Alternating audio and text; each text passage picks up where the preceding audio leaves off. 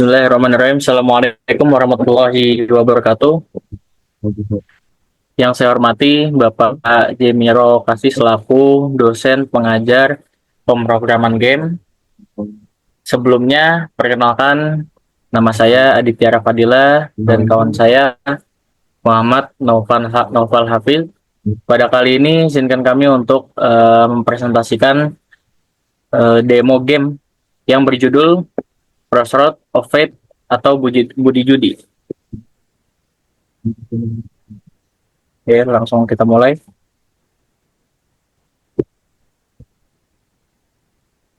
Oke, dimulai dari background kamar atau kita mulai dari sebuah kamar.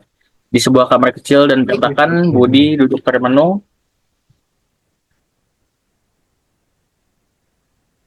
Beban hidup terasa semakin berat setelah dirinya terlilit hutang besar.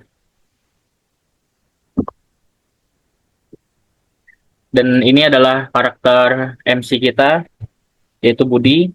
Dan lanjut dengan narasi, kenapa hidup gue jadi begini ya? Gue cuma pengen hidup tenang. Suara ponsel berdering memecah kesunyian.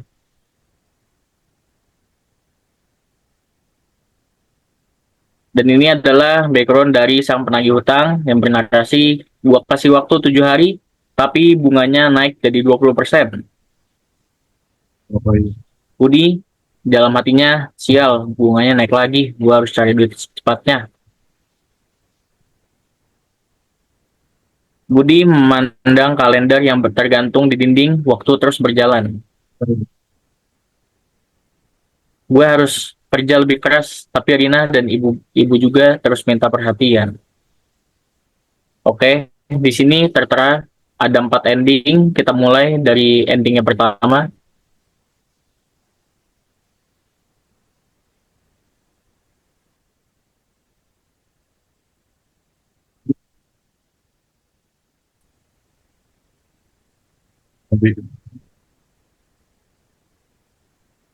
Oke, kita sudah masuk di dalam ending bekerja atau perkantoran. Budi memutuskan untuk bekerja keras demi melunasi hutangnya. Hari demi hari ia bekerja tanpa lelah.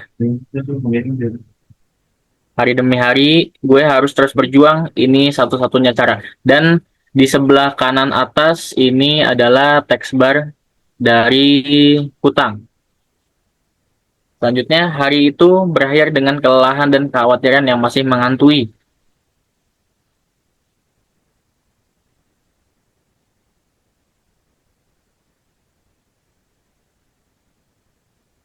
Besok gue harus cari jalan keluar, gue nggak mau hidup kayak gini selamanya.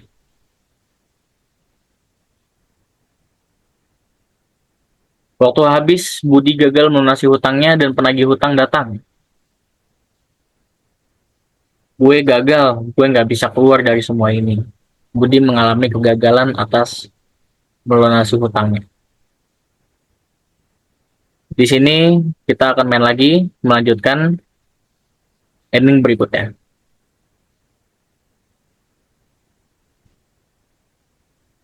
Kita mengambil ending menghabiskan waktu bersama Rina.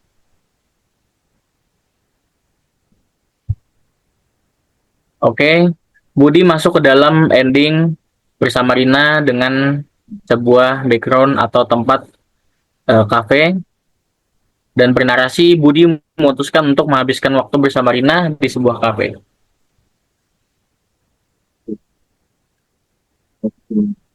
Dan di sebelah kiri adalah background Rina. Rina bernarasi, aku senang kita bisa jalan bareng, Bud. Tapi gimana masalahnya, masalah hutang kamu?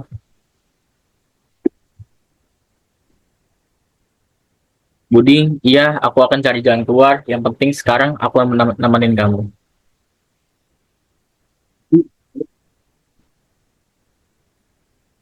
Hari itu berakhir dengan kelelahan dan khawatiran yang masih menghantui. Ini adalah background di jalan di mana Budi merenungkan apa yang telah dijalani hari itu. Budi, besok gue cari jalan keluar. Gue nggak mau hidup kayak gini selamanya. Waktu habis, Budi gagal melunasi hutangnya dan penagih hutang datang.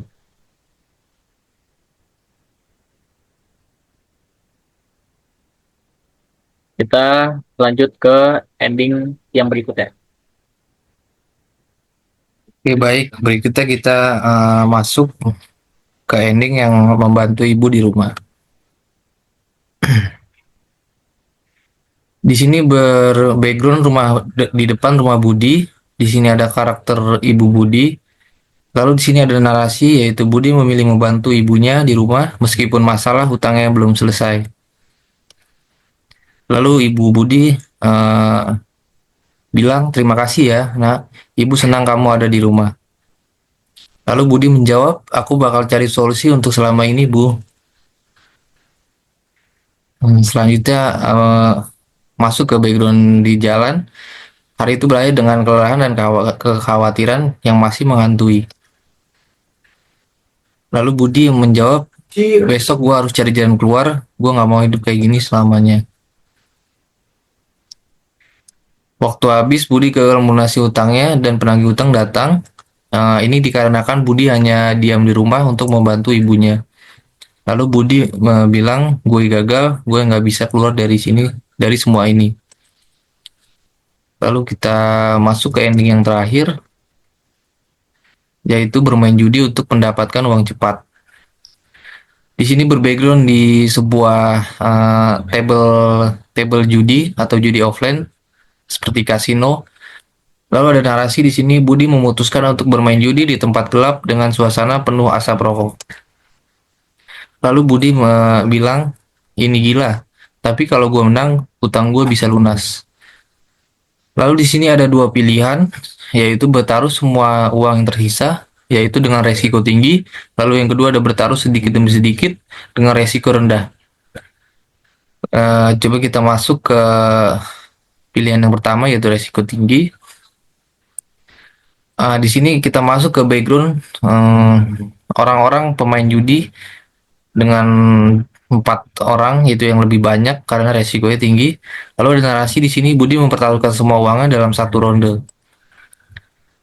Berikutnya Budi kalah taruhan, uangnya habis dan hutangnya semakin membengkak. Lalu Budi menjawab, tidak, gua kalah, gua nggak punya apa-apa lagi.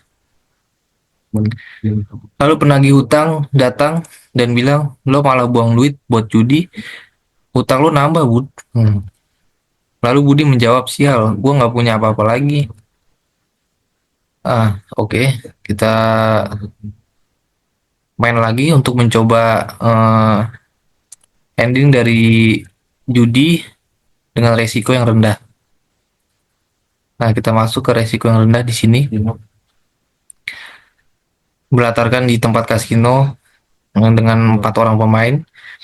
Dengan narasi Budi memilih bermain aman dan bertaruh sedikit demi sedikit. Meski menang berapa kali, keuntungannya tetap tidak cukup. Lalu Budi bilang, lumayan tapi ini nggak cukup buat lunasin hutang. Hari itu berakhir dengan kelelahan dan kekhawatiran yang masih menghantui. Lalu Budi bilang, besok gue harus cari jalan keluar, gue nggak mau hidup kayak gini selamanya. Lalu penagih utang datang dan bilang, lo masih buang duit buat judi, utang lo nambah, Bud. Lalu Budi menjawab, sial, gue nggak punya apa-apa lagi. Baik, selesai. Di sini saya akan menjelaskan sedikit alur dari 4 pilihan ini. Jadi, pilihan yang pertama itu, jika kita bermain terus-menerus secara ngelup, utang yang ada di sebelah kanan ini, baru utang ini akan semakin berkurang. Jadi semakin banyak kita bekerja, utang budi akan semakin banyak berkurang, yang nantinya akan jadi happy ending. Oke, baik, mungkin itu saja yang bisa saya sampaikan, yang bisa saya jelaskan dari project game kami, kelompok Six Dev. Kurang lebihnya mohon maaf. Wassalamualaikum warahmatullahi wabarakatuh.